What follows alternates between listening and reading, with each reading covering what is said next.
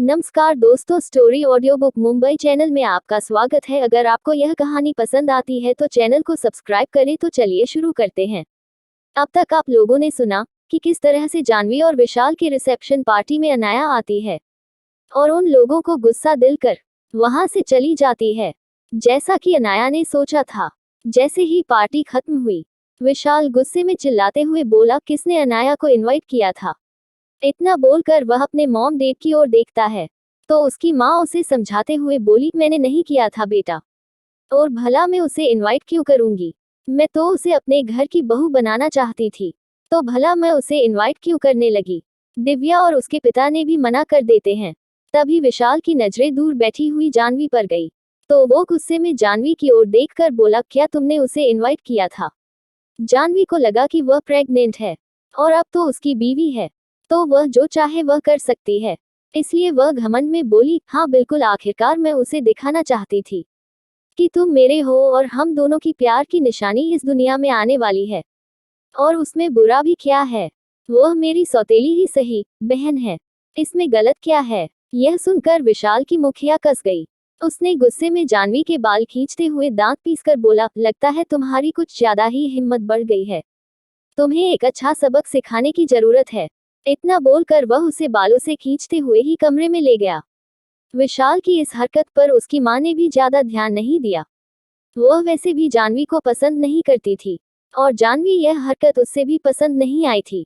वह लोग भी अपने अपने कमरे में चले गए। वैसे भी वो जानती थी कि विशाल अपने ही बच्चे को कुछ नहीं करेगा। वहीं कमरे में जैसे ही विशाल जाह्नवी को लेकर अंदर आया, उसने बिस्तर पर जाह्नवी को फेंकते हुए गुस्से में कहा, तुम घटिया औरत, एक तो जबरदस्ती मेरे गले पड़ी हो, पता नहीं किसका बच्चा है तुम्हारे पेट में, और अगर यह बच्चा मेरा है तो भी वह कोई पहली बार नहीं था जो तुम मेरे साथ सोई थी। इसमें इतना तुमने बखेड़ा क्यों खड़ा किया? और मैं अकेला भी नहीं था जिसके साथ तुम सोई थी। तुम्हें क्या लगता है मुझे नहीं पता कि तुम फिल्मों में रोल कैसे हासिल करती थी? वह जाह्नवी जो विशाल के ऐसे करने से गुस्सा थी, वो विशाल के मुंह से अपनी पोल खोलता सुन उसकी आंखें बड़ी हो गई। वह डरते हुए ना में सिर हिलाते हुए बोली, नहीं विशाल, तुम्हें कुछ गलतफहमी हो रही है। विशाल उसके बालों को पीछे से खींचते हुए एक थप्पड़ उसके गाल पर मारकर गुस्से में बोला, अच्छा होगा तुम अपनी औकात याद रखो। अब ना ही तुम्हारे पास कोई करियर है, ना ही कुछ और है, तो मेरे खिलाफ जाने की कोशिश मत करना। तुम बहुत अच्छे से जानती थी कि मेरी और अनाया की शादी पक्की हुई थी, फिर भी तुम हमारे रिसेप्शन में तुम उसे बुलाया। तुम्हें क्या लगता है मुझे नहीं पता कि मीडिया में यह बात किसने फैलाई कि हमारी शादी नहीं हुई है और तुम हमारे घर पर आकर रह रही हो? मैंने पता करवाया है, वह सारे काम तुम्हारे ही है। उस मैनेजर शुरू के साथ मिलकर तुमने ही यह किया था। मैं तुम्हें बर्दाश्त कर रहा हूँ क्योंकि मेरी माँ को तुम्हारा यह बच्चा चाहिए, लेकिन अगर अपनी हद से आगे बढ़ी तो कहीं ऐसा ना हो कि तुम्हारे लिए प्रॉब्लम बढ़ जाए। इतना बोलकर वह उसके सर को वापस पीछे झलक देता है, जिससे जाह्नवी की एक चीज निकल जाती है। सच में अब जाह्नवी को विशाल से डर लग रहा था। उसे नहीं लगा था कि विशाल उसे पर हाथ भी उठाएगा। उसे लग रहा था वह चालक है। और विशाल जब अनाया उस आश्रम में नहीं गई थी, तब भी जाह्नवी ने विशाल को अपने प्यार के जल में फंसा रखा था, और तब वो अनाया को बिल्कुल भी पाषाण नहीं करता था। तो उसे लगा वो विशाल को वापस मैनिपुलेट भ्रमित कर सकती थी, लेकिन वह गलत थी। जैसा उसने सोचा था, विशाल ऐसा नहीं था। उसे क्या पता कि अभी अभी तो उसकी यह खतरनाक जिंदगी की शुरुआत हुई है। पिछले जन्म में अन्य ने उसे बर्दाश्त किया था। वह जानती थी कि विशाल किस हद तक घटिया हो सकता था। इस जिंदगी में वही हाल अनाया की जगह जाह्नवी का होने वाला था। जाह्नवी ने यह खुद पसंद किया था कि वह विशाल की बीवी बनेगी, तो फिर उसे ही सारी जिम्मेदारी उठानी पड़ेगी और विशाल के सारे टॉर्चर भी सहने पड़ेंगे। विशाल वहां से सीधे ही बाहर चला गया। उसे अब गुस्सा आ रहा था। एक तो वह जाह्नवी की वजह से अनाया को आखिरी बार हासिल करने का चांस भी खो दिया, ऊपर से उसने अनाया का चेहरा देखने का मौका भी खो दिया। उसे हर कीमत पर अनाया को देखना था और उसे महसूस करना था, इसलिए वह अपने सेक्रेटरी के पास चला गया। उसे लग रहा था कि वही उसका गुस्सा शांत कर सकती है। हुआ भी बिल्कुल वैसा ही। जैसे ही वह सेक्रेटरी क्रिस्टल के पास गया, उन दोनों ने अपनी सारी हदें तोड़कर एक दूसरे से प्यार किया और सारी चीज भूलकर और बेशर्मों की तरह एक दूसरे को नोच खाया। विशाल को तो इस बात से भी फर्क नहीं पड़ा कि आज ही उसकी शादी हुई है और वह अपनी बीवी की जगह अपने सेक्रेटरी की बाहों में सो रहा है। दूसरी ओर इन सभी नजरों से उलट अनाया जैसे ही पार्टी हॉल से बाहर निकली थी, उसे लेने के लिए हर्षवर्धन आया था। हर्षवर्धन को वहां देखकर अनाया कंफ्यूजन से पूछती है, क्या हुआ हब्बी, अभी तुम यहाँ क्यों आए? हर्षवर्धन जो अपने बिजनेस मीटिंग खत्म करके सीधे ही यहाँ आया था, वह अनाया को अपनी बाहों में कसते हुए बोला, बीवी चलो तुम्हें कुछ नज़ारे दिखाता हूँ। इतना बोलकर वह उसे एक सुनसान इलाके की ओर ले जाने लगा। अनाया देखती है कि यह एरिया कुछ ज्यादा ही सुनसान है, तो उसे कुछ अजीब महसूस हुआ। उसने हर्षवर्धन को देखकर गंभीर आवाज में कहा, यह कौन सा एरिया है हर्ष, और आप मुझे यहाँ लेकर क्यों आए हो? साफ साफ बताओ। हर्षवर्धन जो आसपास देख रहा था, वह अपनी छोटी सी बीवी को बाहों में करते हुए बोला, बीवी शांत हो जाओ, तुम्हें कुछ ज्यादा ही जल्दी है। इतना बोलकर वह उसे दूर बस्ती जैसी एरिया की ओर इशारा करता है। अनाया उसके इशारे को इग्नोर करते हुए बोली, इस तरह से इशारा करना बंद करो और मुझे बताओ यह कौन सी जगह है। अभी हर्षवर्धन उसके चेहरे को हाथों से पकड़ते हुए बाहर दिखाकर बोला, बीवी वहां देखो।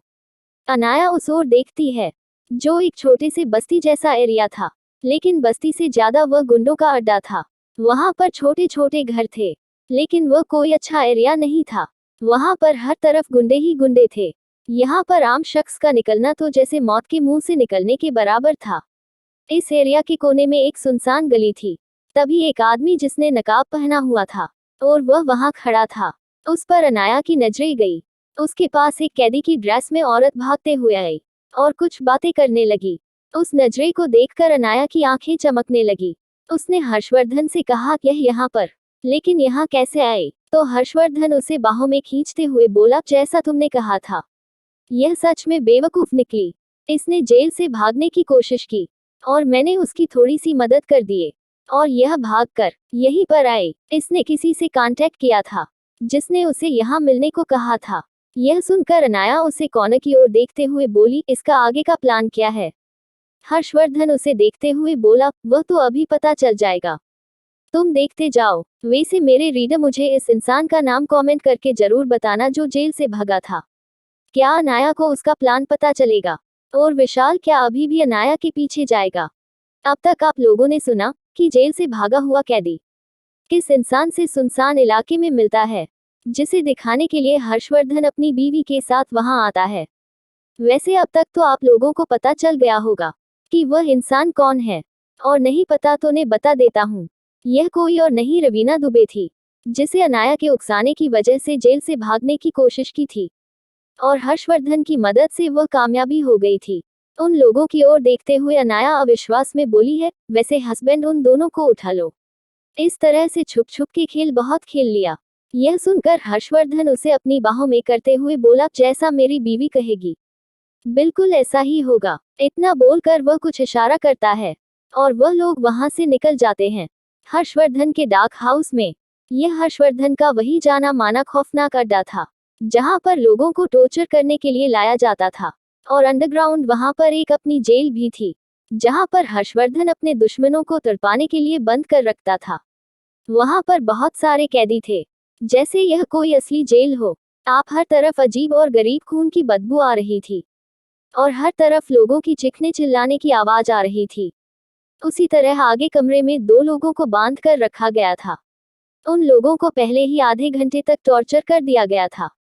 वह एक औरत और एक आदमी था। यह कोई और नहीं, वही रवीना दुबे और वही अनजान शख्स था जो उसे मिलने आया था। उसी के सामने हर्षवर्धन अपनी अंडरवर्ल्ड किंग के अवतार में बैठा हुआ था। चेहरे पर वही जाना पहचाना गोल्डन मास्क, पूरे काले कपड़े और आसपास का ओरा खतरनाक, इतना खतरनाक ओरा कि सबको सफोकेशन होने लगे। वही इतनी खतरनाक माहौल में भी हमारी क्यूट सी अनाया अपने हब्बी की गोद में ऐसे बैठी थी जैसे यह उसके मनपसंद जगह हो और उसे इस चीन का डर ही न लगता हो। अब तक अनाया हर्षवर्धन की अंडरवर्ल्ड किंग की पहचान जान चुकी थी और उसे भी इस बात से कोई फर्क नहीं पड़ता था। उसके हिसाब से उसका हस्बैंड हमेशा सही होता था। हर्षवर्धन अपनी कठोर आवाज में बोला, जरा इनको उठाओ। थोड़ी देर में उन लोगों को वही कुर्सी पर बांध दिया गया और उनका जगह जगह पर कपड़े फटे हुए थे और चोटों से खून निकल रहा था। जैसे ही उन्हें वहां बांध कर बिठाया गया, उन पर ठंडा पानी डालकर उन्हें होश में लाया गया। वह दोनों ही होश में आते हैं अपने आसपास की चीज देखने लगे। रवीना तो दर्द में बस हर चीज ऑब्जर्व कर रहे थे, लेकिन उसे कुछ नजर नहीं आ रहा था। वह दूसरा आदमी भी यही कर रहा था। रवीना चिल्लाते हुए बोली, कौन हो तुम लोग, और तुम लोगों को हमें पकड़ कर क्यों रखा है। पास बैठा हुआ आदमी भी काफी शांत था। वह भी आसपास की चीजों को देख रहा था। उस आदमी की उम्र भी तकरीबन 45 साल के आसपास की होगी। अनाया और हर्षवर्धन को इस बात से कोई फर्क नहीं पड़ा। वह लोग बस उन्हें देख रहे थे। हर्षवर्धन अपनी कठोर आवाज में बोला, क्या प्लानिंग कर रहे थे तुम लोग? बता दो तो आसान मौत मिलेगी, वरना अंजाम के लिए तैयार हो जाओ। वही हर्षवर्धन की बात सुनकर वह दोनों ही एक पल के लिए डर गए। लेकिन रवीना दुबे तो काफी जिद्दी थी। वह गुस्से में बोली, कौन हो तुम, और तुम्हारी हिम्मत कैसे हुई मुझे पकड़ने की, और मेरी तुमसे क्या दुश्मनी है। अभी वह इतना ही बोली थी तो वहीं पर सामने बैठे हुए हर्षवर्धन और अनाया पर लाइट शुरू हो गई। वही सामने का नजारा देखकर एक पल के लिए तो वह दोनों ही डर गए, क्योंकि पहले ही हर्षवर्धन और अनाया ने अभी भी मास्क पहना था। लेकिन उन दोनों के ही आसपास का ऑरा काफी खतरनाक था। हर्षवर्धन के अंडरवर्ल्ड किंग का मास्क तो उससे दूर से ही पहचान दिलाता था, लेकिन रवीना नहीं जानती थी कि यह पहचान क्या है। लेकिन वह आदमी जो पास बैठा हुआ था, वो उस मास्क को देखकर डर से कांपने लगा, क्योंकि वह इतने गैरकानूनी काम करता था, तो उसे कैसे नहीं पता होगा कि उसके सामने बैठा हुआ इंसान अंडरवर्ल्ड किंग है, जिसके आगे बड़ी से बड़ी सल्तनत झुकती है और उसके पावर का कोई मुकाबला नहीं। वो आदमी कांपते हुए बोला, अंडरवर्ल्ड किंग, हमने आपका क्या बिगाड़ा है? आपने हमें क्यों किडनैप किया है? वही रवीना दुबे की नजर तो उस लड़की पर ही थी। वह आंखों के कलर से ही पहचान गई थी कि यह अनाया है। वह गुस्से में दांत पीते हुए बोली, तुम घटिया अनाया, तुमने मुझे किडनैप किया, तुम्हारी हिम्मत कैसे हुई? वहीं रवीना के मुंह से अनाया का नाम सुनकर उस आदमी की भी नजर उसे लड़की ऊपर पड़ी।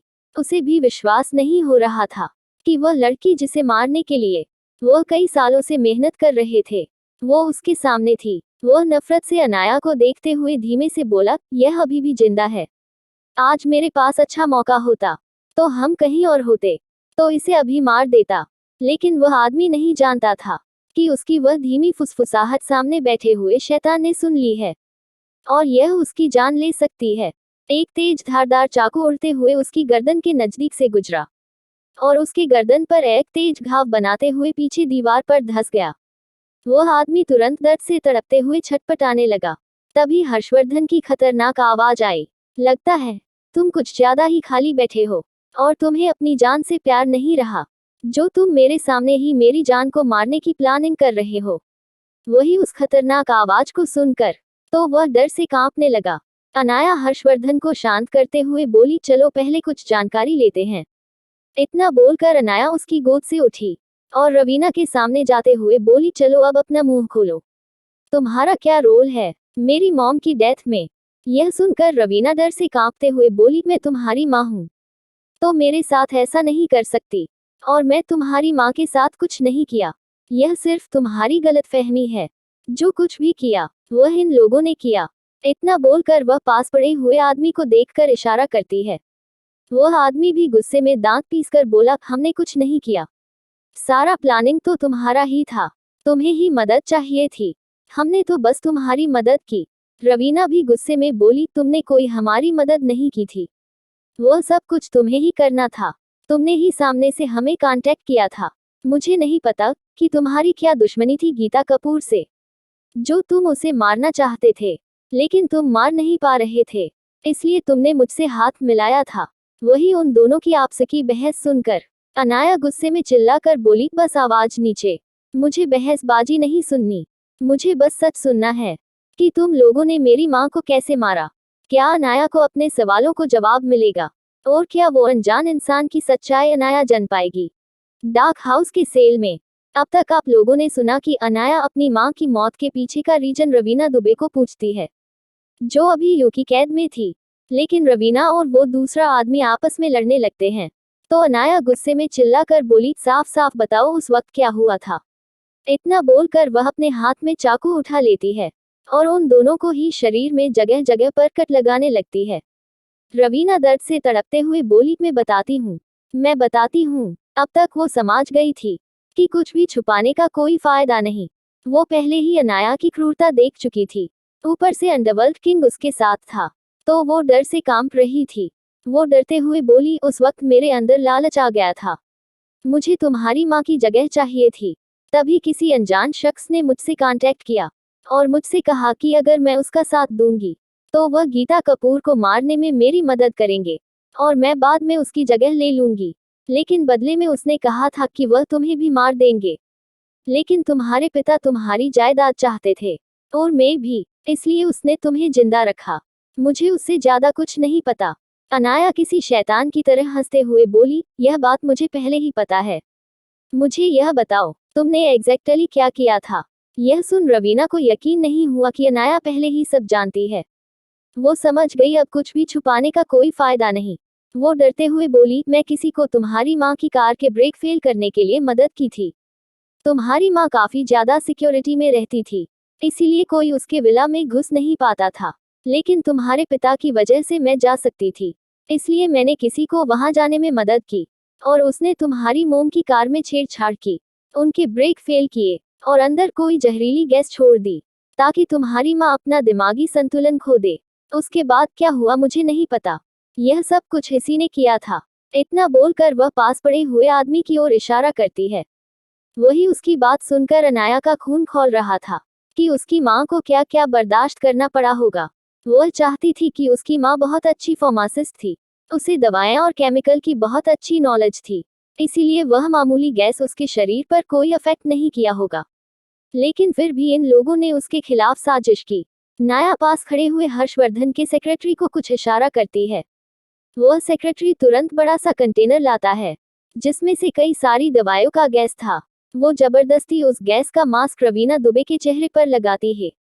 5-10 मिनट में ही रवीना दुबे तड़पने लगती है, जैसे उसको सांस न आ रही हो, और वह जोर जोर से खांसने लगती है और उसे कंटेनर को अपने मुंह से हटाने की कोशिश करती है। लेकिन अनाया फिर भी उसका मुंह मास्क में दबा कर रखती है। 15 मिनट के बाद जब ऐसा लगा कि वह मर जाएगी, तब जाकर उसने उसे छोड़ दिया। अनाया गुस्से में बोली, अब पता चला, जब जहरीली गैस शरीर के आसपास होती है तो कैसा महसूस होता है। तुम लोगों की वजह से मेरी मॉम को यह सब कुछ सहन करना पड़ा होगा। इतना बोलकर उसने गुस्से में मुठ्ठियां कस ली। वहीं अनाया को गुस्से में देखकर हर्षवर्धन उससे पीछे खींचते हुए बोला, बीवी शांत हो जाओ। इन घटिया लोगों के खून से अपने हाथ मत रंगो। वैसे भी यह कीड़े मकोड़े तुम्हारे नफरत के लायक नहीं है, इसे हमारे गार्ड्स देख लेंगे। वहीं हर्षवर्धन की बात सुनकर दर्द से तड़प रही रवीना दुबे को सदमा लग गया कि अनाया की शादी हो गई है, वह भी अंडरवर्ल्ड किंग के साथ। वो लोग तो अनाया की शादी अपने फायदे के लिए कटवाने की सोच रहे थे। अब उन्हें अपने किए हुए पर ही हाड़ी आ रही थी कि वो लोग इतने बेवकूफ कैसे हो सकते हैं कि उन्हें अनाया के बारे में कुछ पता नहीं चला, और जब पता चला तो वो पहले की मौत के कगार पर खड़ी थी। उसे अब अपनी बेटी के लिए डर लग रहा था।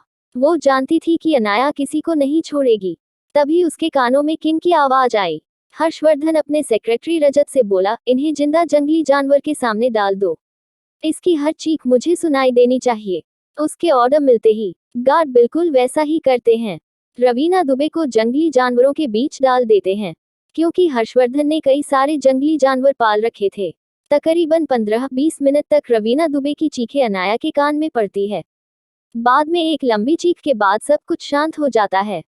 और यह आगाज था अनाया की जंग का, कि उसने अपना बदला शुरू कर दिया है। और उसकी जंग का पहला मोहरा रवीना दुबे की वह आखिरी सांस थी। लेकिन इस बीच रवीना की आंखों में एक खौफ था, ऐसा खौफ जो इंसान को वापस जन्म लेने से भी डरा दे। लेकिन अनाया के चेहरे पर कोई शिकन तक नहीं आई। अनाया हर्षवर्धन को बाहों में कसते हुए बोली, शुक्रिया मेरा साथ देने के लिए। वहीं जाते हुए भी रवीना को यही गम रह गया कि अनाया की शादी किससे हुई थी, किंग असल में कौन था और उसकी पहचान क्या थी, क्योंकि उसे सुन लिया था कि किंग ने अनाया को बीवी कहा था। क्या रवीना के मौत के बारे में किसी को पता चलेगा? कौन था वो दूसरा इंसान? क्या करेगी अनाया उसके साथ? अगर आपको अगला एपिसोड चाहिए तो लाइक करें, कमेंट करें और चैनल को सब्सक्राइब करें।